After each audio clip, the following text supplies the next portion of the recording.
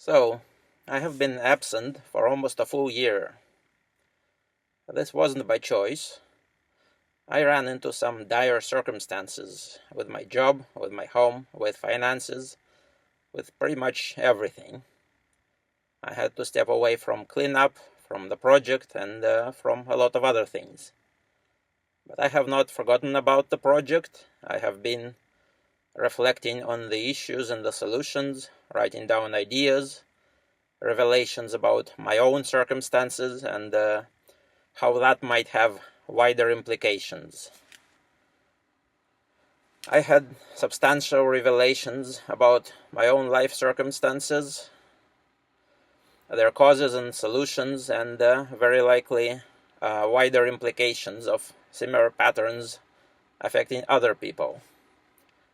I came to the sad realization that my current situation is something that I will probably have to distance myself from. I'm unable to work, I'm unable to clean, I'm unable to focus on anything and be productive, and this has to change. Even when I put in the maximum amount of efforts, I'm not really getting anywhere, and I get the grief for it. This isn't specifically related to or limited to the hoard or the cleanup. Same can be said about every kind of work. I realized that I wasn't really free for many years, and the current jam is only the culmination, the logical conclusion of what's been coming ever since I finished university and started day jobs. So I'll have to reinvent myself, rebuild from zero, and get a whole different life going, one that's not held in a headlock by so many interests that aren't necessarily mine. There will be cleanup, there will be self-reliance. I'll probably have to live in this here old van, even in sub-freezing temperatures, which will be a fun exercise. And I will be documenting and sharing all of this. This van is currently plugged into the electrical grid, and I'm running a heater right now. It's below zero. But I'll be looking to unplug and untether even from that. I'll be adding insulation, maybe a generator, and whatever other means of standalone existence. The van is currently not running. I'll have to repair it somehow. It looks like the starter failed recently as I tried starting it to recharge the batteries. I have no idea how, but it will have to be done, even if I have to lift it inch by inch and repair it myself. I have to get it moving again in order to be able to move my new home.